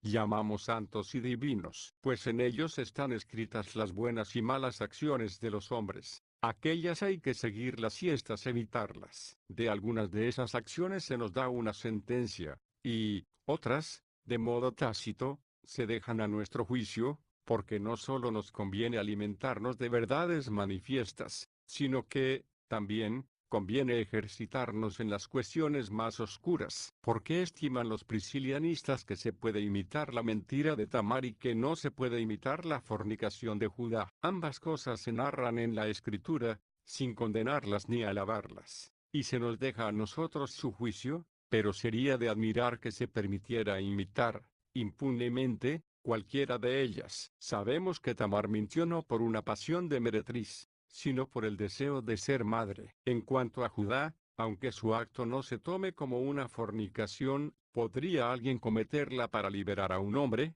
Igual que Tamar mintió para concebir un hombre, ¿acaso, por eso, en el primer caso sería lícito fornicar, puesto que, en el segundo, sería lícito mentir? Por tanto, debemos sopesar, con gran cuidado, nuestra doctrina no solo en lo que toca a la mentira, sino en todas las acciones humanas en las que existen pecados de compensación. No vaya a ser que abramos la puerta no solo a ciertos pecados leves, sino, también, a toda clase de crímenes, y no quede ningún delito, infamia ni sacrilegio que no pueda cometerse y para cuya licitud no faltasen, aparentemente, motivos justos para hacerlos, pues esta opinión supondría la bancarrota de toda honradez humana. Capítulo 15. Ninguna mentira es justa. No se debe juzgar de otro modo al que dice que hay una mentira justa, pues no hay un pecado justo como no hay cosa injusta que sea justa. ¿Qué cosa hay más absurda? Pues, ¿por qué es algo pecado sino porque es contrario a la justicia? Dígase, pues, que hay pecados graves y leves, pese a la opinión de los estoicos, que dicen que todos los pecados son iguales, pero decir que hay pecados justos e injustos, ¿qué otra cosa es sino decir que hay iniquidades justas e injustas? Como dice el apóstol Juan, todo el que comete pecado, obra la iniquidad, pues el pecado es iniquidad. Por tanto, el pecado nunca puede ser justo, a no ser que demos este nombre a una cosa que no lo es, sino que se hace o padece en relación al pecado. Pues, a veces, se llama pecados a los sacrificios ofrecidos por los pecados o a las penas impuestas a los pecadores por sus pecados. Efectivamente, estos pueden llamarse pecados justos, Pues justos son los sacrificios y justas las penas. Pero las cosas que se hacen contra la ley de Dios no pueden ser justas, pues de Dios se ha dicho, tu ley es la verdad, y, por eso, lo que es contra la verdad no puede ser justo. Pero, ¿quién dudará que toda mentira es contraria a la verdad? Por tanto, ninguna mentira es justa. Asimismo, ¿quién no tiene claro que todo lo que es justo viene de la verdad? En efecto, grita San Juan, ninguna mentira viene de la verdad. Por tanto, toda mentira es injusta. En consecuencia, cuando se nos presta algún ejemplo de mentira, sacado de las Escrituras Santas, o no son mentiras, sino que se cree que lo son porque no se las entiende, o, si son mentiras, no se pueden imitar porque nunca serán justas. Y, sobre lo que está escrito que Dios benefició a las comadronas de los hebreos y a Rahab, la ramera de Jericó, esto no lo hizo porque hubieran mentido, sino porque tuvieron misericordia de los hombres de Dios. No se les remuneró su falacia sino su benevolencia, su generosidad de alma y no su mentirosa iniquidad. Y, como no sería extraño ni absurdo que Dios quisiera perdonarles sus acciones malas anteriores en gracia a sus buenas acciones posteriores, así tampoco es de extrañar que mirando Dios, al mismo tiempo, ambas cosas a la vez, la mentira y el acto de misericordia, quiso recompensarles el bien y, por él, perdonar su mal. Pues si los pecados que se cometen por la concupiscencia de la carne y no por misericordia, se perdonan por otras obras de misericordia, ¿por qué no se habrían de perdonar por la misericordia los que, por misericordia, se cometen? Pues más grave es el pecado que se comete con la intención de dañar que el que se hace con la intención de ayudar. Y, por tanto, si aquel se borra por una obra de misericordia que se realiza después, ¿por qué lo que es más leve no se borrará por la misma misericordia humana, sea que le preceda al pecar o le acompañe al pecar? Con todo, se ha de advertir que una cosa es decir, no debía haber pecado, pero, ya que pequé, haré obras de misericordia para borrar el pecado, y otra cosa es decir, tengo que pecar porque no puedo ser misericordioso de ninguna otra manera. Pues digo que una cosa es decir, hagamos el bien, porque hemos pecado, y otra cosa es decir, pequemos para hacer el bien. Allí se dice, hagamos el bien, porque hemos hecho el mal, pero aquí se dice, hagamos el mal para conseguir el bien. Y, por eso, allí se trata de cegar la fuente del pecado, y aquí de precaverse contra una falsa doctrina del pecado. Ahora, nos falta por comprender que a aquellas mujeres, ya en Egipto, ya en Jericó, se les recompensó su humanidad y su misericordia, con un premio ciertamente temporal por el que, aun sin ellas saberlo, se prefiguraba, con un signo profético, un sentido eterno. En cuanto a si se puede mentir alguna vez para salvar la vida de alguno, es una cuestión que aún los más doctos sudan para resolver, y excede, por completo, a aquellas mujeres que vivían instaladas y envueltas en las costumbres de sus pueblos. Así, la paciencia de Dios toleraba esta su ignorancia, como la de otras cosas que igualmente desconocían, pero que serán conocidas por los hijos de los hombres no en este siglo, pero sí en el futuro. Por eso, Dios les recompensó la generosidad humana habida con sus siervos, otorgándoles un premio terreno que significaba uno celestial. Y, de hecho, Rahab, liberada de Jericó, se pasó al pueblo de Dios en el que, progresando, pudiera llegar a los premios inmortales y eternos que nunca se pueden buscar por medio de la mentira. Capítulo 16. ¿Puede un hombre honrado mentir por salvar a otro? Por otra parte, aunque Rahab hizo aquella obra buena y laudable, dada su situación vital, no se le podía exigir aún la moral evangélica que dice, sea en vuestra boca, sí,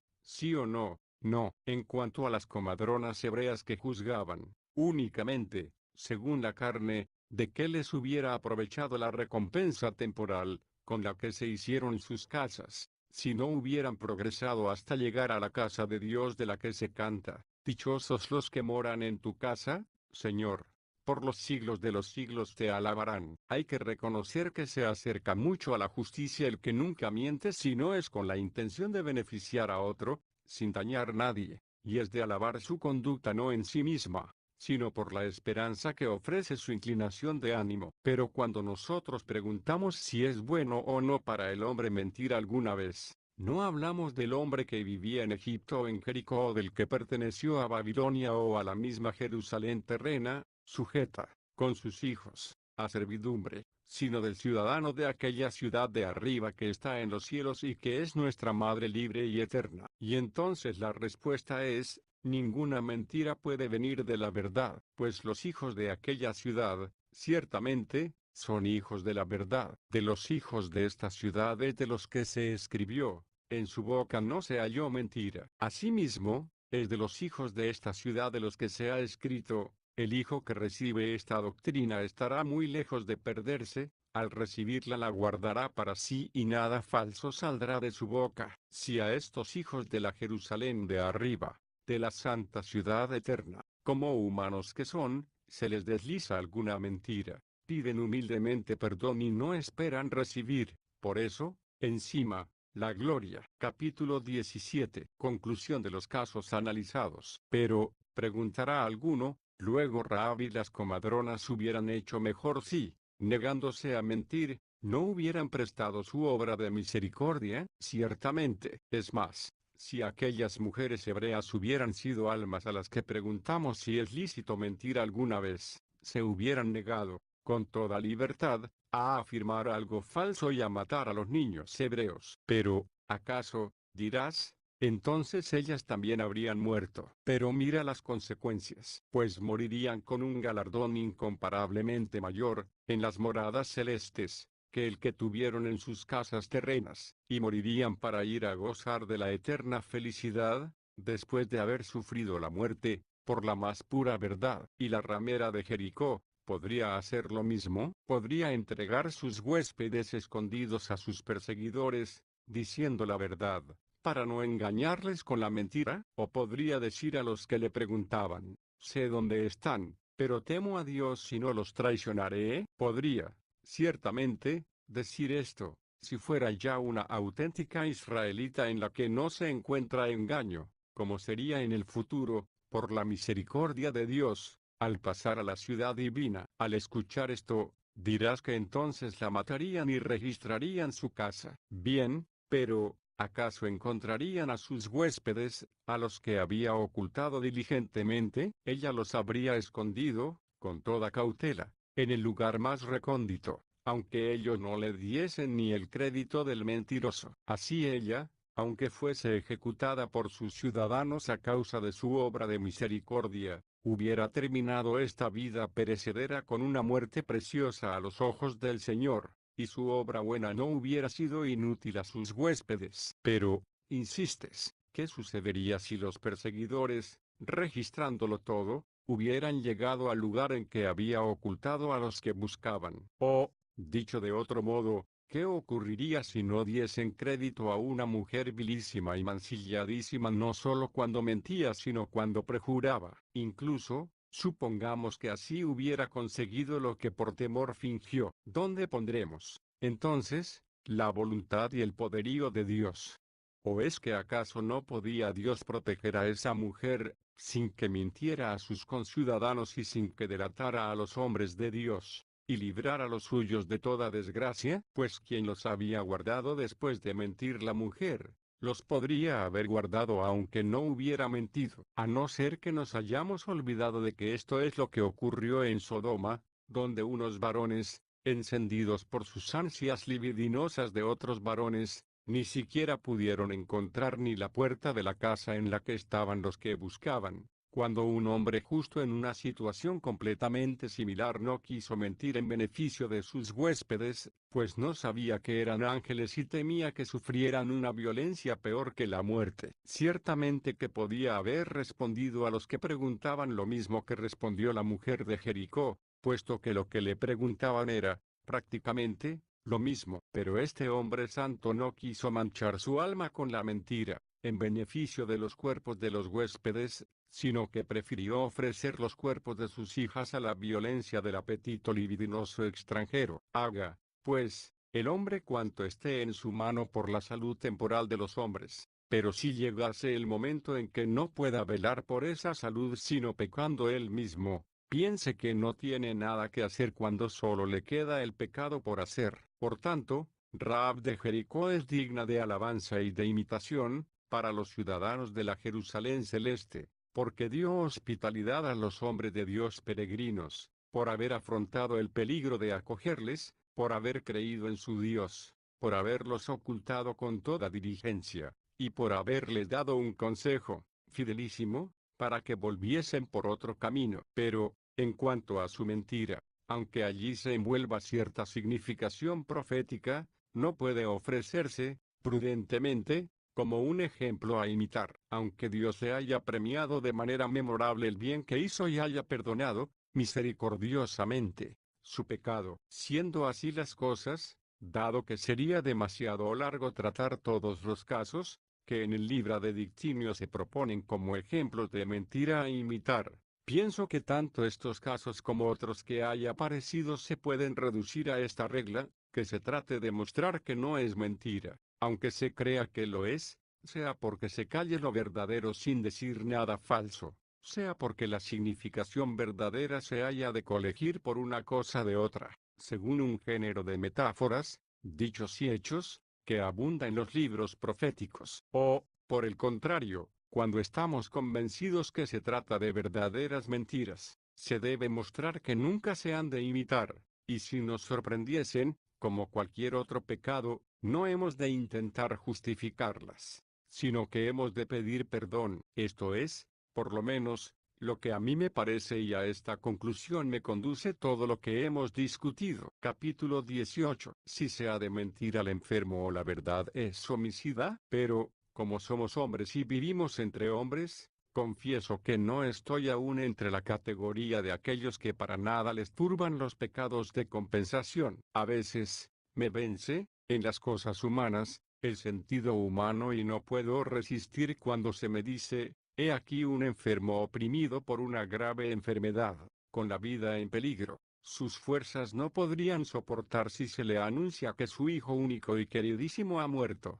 Y te preguntas si vive aquel cuya vida tú sabes que ha terminado. ¿Qué le responderás? Pues no creerás sino que ha muerto. Cuando le digas una de estas tres cosas, ha muerto, o vive, o no lo sé, pues se da cuenta de que temes decírselo y de que no quieres mentir. Lo mismo ocurre si te callas totalmente. De las tres respuestas, dos son falsas. Vive, y no lo sé, y tú no las puedes decir sin mentir. Pero lo único que es verdadero, esto es, ha muerto, perturbaría al enfermo de tal modo que le sobrevendría la muerte, y se oiría un clamor de que tú le has matado. ¿Y quién soportará a los hombres exagerando el gran mal que es negarse a decir una mentira saludable y preferir la verdad homicida? Me conmueven profundamente estos extremos, pero no sé si por una sabia admiración, pues, cuando pongo ante los ojos de mi corazón la hermosura transparente de aquel de cuya boca nada falso procede, aunque donde más y más refulgente brilla el rayo de la verdad,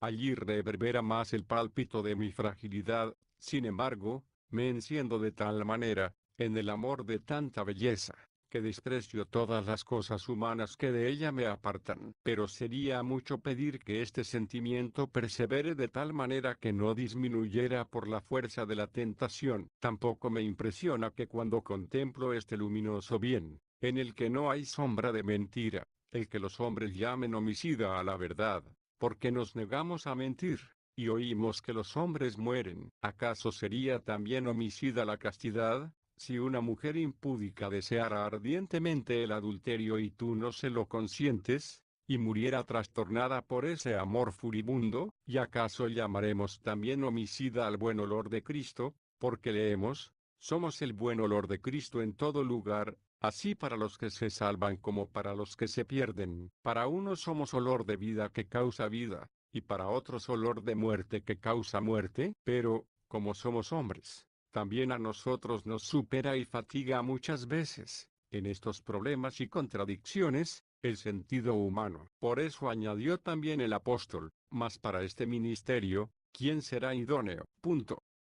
Añádase a esto que todavía hay otro riesgo más lamentable, que si concedemos que se puede mentir, al preguntarnos por la vida del Hijo, para conservar la salud de dicho enfermo, crecerá el mal, sin darnos cuenta, de manera paulatina, y con leves concesiones irá deslizándose subrepticiamente y llegará a constituir un montón de mentiras infames que no podremos parar ni hallar modo de contener, como si intentásemos combatir una gran peste con unos remedios mínimos. Por eso, se escribió muy providencialmente, el que desprecia las cosas pequeñas poco a poco caerá, pues son los hombres tan amantes de esta vida que dudan en anteponerla a la verdad, para que un hombre no muera, es más, para retrasar un poco la muerte de un hombre mortal no solo quieren que mintamos, sino también que perjuremos, de modo que, para que no pase algo más deprisa la vida vana del hombre, ¿quieren que tomemos en vano el nombre del Señor Dios? Y hasta hay entre ellos sabios que establecen y fijan reglas sobre cuándo se debe y cuándo no se debe perjurar. ¿O dónde estáis, manantiales de lágrimas? ¿Qué haremos? ¿A dónde iremos? ¿Dónde nos esconderemos de la ira de la verdad?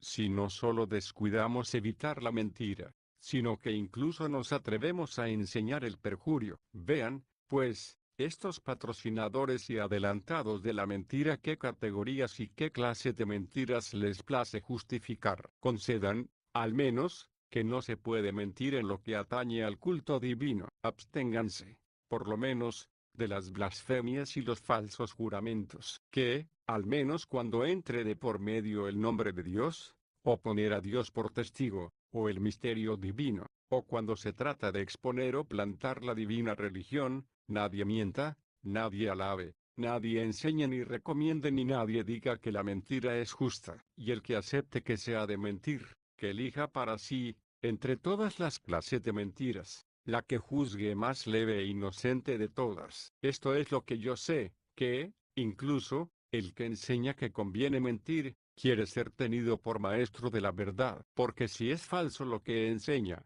¿quién podría dedicarse con afán a una falsa doctrina, con la que engaña el que enseña y el que aprende es engañado? Y, si afirma que enseña la verdad, para hacerse con algún discípulo, cuando enseña que se debe mentir, ¿cómo puede venir esa mentira de la verdad?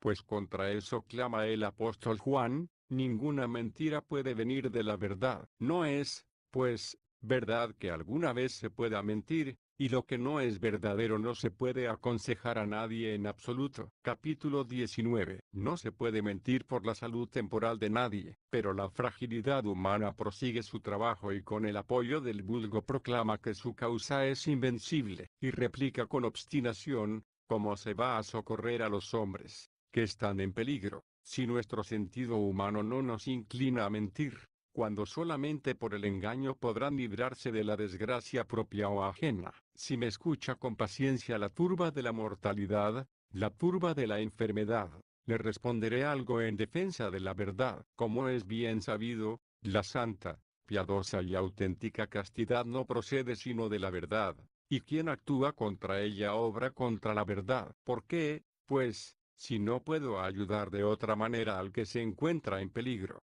no cometo un adulterio que es contrario a la verdad por ser opuesto a la castidad, y para ayudar a los que están en peligro voy a decir una mentira que en sí misma y abiertamente es contraria a la verdad, que nos seduce tanto en la castidad que ofende a la verdad, pues toda la castidad proviene de la verdad, no del cuerpo, pues la verdad es la castidad del alma, y es también en el alma donde reside la castidad corporal. Finalmente, lo que poco antes dije y ahora lo vuelvo a decir, el que me contradice para apoyar y defender la mentira, ¿qué dice? Si no dice la verdad, pero, si ha de ser escuchado porque dice la verdad, ¿cómo me quiere hacer veraz diciéndome la mentira? ¿Cómo puede la mentira tomar por patrona a la verdad? ¿O acaso vencerá a su adversario para vencerse a sí misma? ¿Quién podrá tolerar tanto absurdo? Por tanto, de ningún modo debemos decir que los que afirman que a veces se debe mentir, son veraces diciendo esto,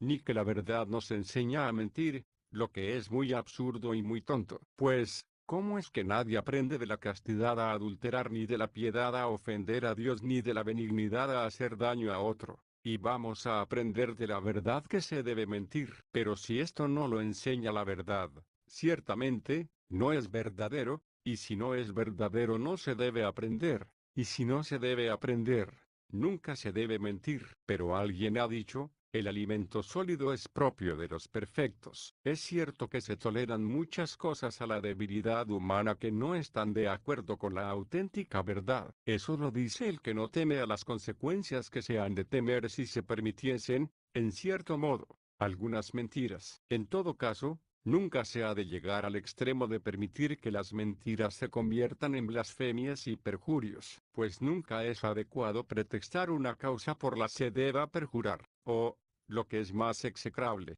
por la que se deba blasfemar de Dios, pues no deja de ser una blasfemia el que se blasfeme mintiendo. Podrá alguno decir que no se jura en falso porque se perjura mintiendo, pero ¿puede alguien ser perjuro en virtud de la verdad? Así, tampoco puede ser nadie blasfemo por decir la verdad. Es cierto que jura más levemente en falso el que no sabe que es falso, pues juzga ser verdadero lo que jura, como Saulo blasfemó de forma más excusable porque lo hizo por ignorancia. Por lo mismo, es peor blasfemar que perjurar, porque jurando en falso se pone a Dios por testigo de una cosa falsa.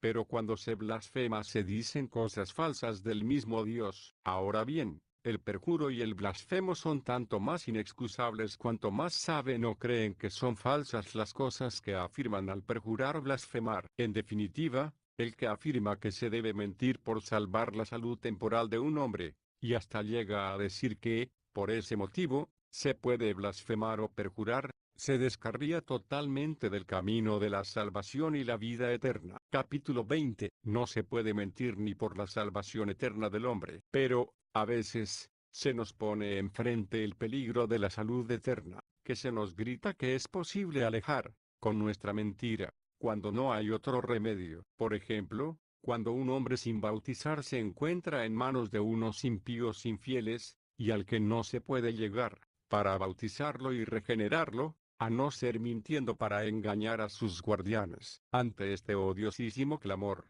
que nos quiere obligar a mentir, no por las riquezas y glorias pasajeras de este mundo ni tampoco por esta vida temporal sino por la salud eterna del hombre, en quien me refugiaré sino en ti, oh verdad. Y, entonces, tú me propones el ejemplo de la castidad. ¿Por qué? Pues, si estos guardianes para que nos admitan a bautizar a un hombre, aunque se les pueda seducir con una acción indecente, no hacemos nada contra la castidad y si pueden ser engañados con una mentira, hacemos lo que es contrario a la verdad, cuando nadie amaría fielmente la castidad si no la enseñase la verdad. Por tanto, para conseguir bautizar a ese hombre, engáñese a los guardianes si así lo manda la verdad. Pero, ¿cómo va a mandar la verdad que hay que mentir para bautizar a un hombre, si la castidad no ordena fornicar para que el hombre se bautice? Pero, porque la castidad no ordena esto sino porque esto no lo enseña la verdad. Sí,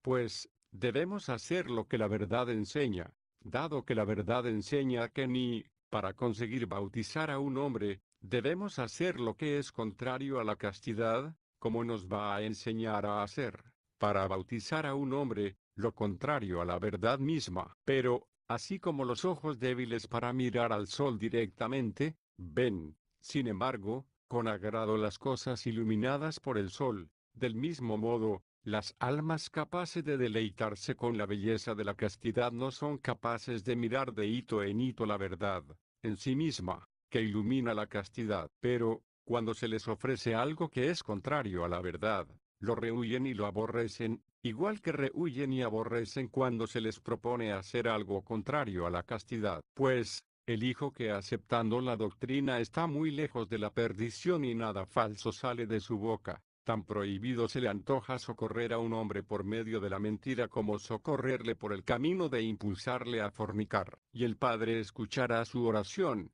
para que pueda socorrerle sin mentir, pues el mismo Padre, cuyos juicios son inescrutables, quiere socorrerle, pues un hijo así se abstiene tanto de la mentira como del pecado, pues en ocasiones huye a la palabra mentira por la palabra pecado. Por eso, cuando se dice, todo hombre es mentiroso, es como si se dijera, todo hombre es pecador. Y lo mismo aquella frase, la verdad de Dios prevalece sobre mi mentira. Por tanto, quien miente como un hombre, peca como un hombre, y será alcanzado por aquella sentencia que se pronunció. Todo hombre es mentiroso, Y, si dijéremos que no tenemos pecado, nos engañamos a nosotros mismos y la verdad no está en nosotros. Pero si nada falso sale de su boca, vivirá conforme a la gracia de la que se dijo: el que ha nacido de Dios no peca. Pues si solo tuviéramos este origen nadie pecaría, y cuando vivamos de él solo nadie pecará. Pero ahora todavía arrastramos el peso de la corrupción, de la que hemos nacido. Aunque, según el principio de nuestra regeneración, nos renovamos interiormente de día en día. Pero cuando esto corruptible sea revestido de incorrupción, la vida lo absorberá todo y no quedará ningún aguijón de muerte, porque el aguijón de la muerte es el pecado. Capítulo 21. Conclusión y recapitulación general. Por tanto, se han de evitar las mentiras obrando rectamente o se han de confesar haciendo penitencia, pues como, por desgracia, abundan en la vida, no vayamos a aumentarlas enseñándolas. Así, a todo el que piensa esto, si elige ayudar a un hombre, al que cree que ha de socorrer, con alguna mentira, porque se encuentra en peligro en su salud temporal o eterna, al menos consigamos convencerle de que no debe, por ningún motivo, perjurar ni blasfemar, pues estos pecados son más graves que los impuros o al menos no son menores. Pensemos que, muchas veces, los hombres, cuando sospechan una infidelidad de sus mujeres, las obligan a jurar que no han cometido adulterio, cosa que, ciertamente, no harían si no pensaran que, incluso las que no han tenido miedo de cometer adulterio, deberían hacer perjurio. Y, ciertamente, algunas mujeres impúdicas, que no temieron engañar a sus maridos en un concúbito ilícito, han temido poner a Dios por testigo falso de su mentida fidelidad. ¿Qué motivo hay, pues, para que un hombre casto y religioso no quiera socorrer, por medio del adulterio, a un hombre para que se bautice, y quiera hacerlo por el perjurio que hasta los mismos adúlteros temen? Y si es vergonzoso hacer eso perjurando, ¿cuánto más lo será hacerlo blasfemando? Lejos, pues, del cristiano renegar o blasfemar de Cristo para conseguir que otro se haga cristiano. Busque al que se pierde para encontrarlo, pero sin enseñar esas cosas que lo echarán a perder una vez encontrado. Así pues, te conviene refutar y destruir ese libro cuyo nombre es Libra. Y, en primer lugar, debes cortar la cabeza de ese principio por el que dogmatizan que se debe mentir para ocultar la religión. Además, les debes demostrar que, en cuanto a aquellos testimonios de los libros santos, a los que se esfuerzan en tomar por patronos de sus mentiras, en parte no son mentiras y, en la parte que lo son, no se deben imitar. Y si tanto les trastorna su enfermedad que se les permite hacer algo venial, que reprueba la verdad, en todo caso han de mantener y defender, como inconcuso, que, en lo que toca a la religión divina, nunca se ha de mentir en absoluto. Y, en cuanto a los que se mantienen ocultos, así como no es lícito descubrir a los adúlteros con el adulterio, ni a los homicidas con el homicidio, ni a los hechiceros con hechicerías, del mismo modo, tampoco debemos buscar a los mentirosos por medio de mentiras ni a los blasfemos con blasfemias, según todas las discusiones que hemos mantenido a lo largo de este libro, y que han sido tantas que casi ya no pensaba que llegaríamos a su fin, que en este lugar fijamos.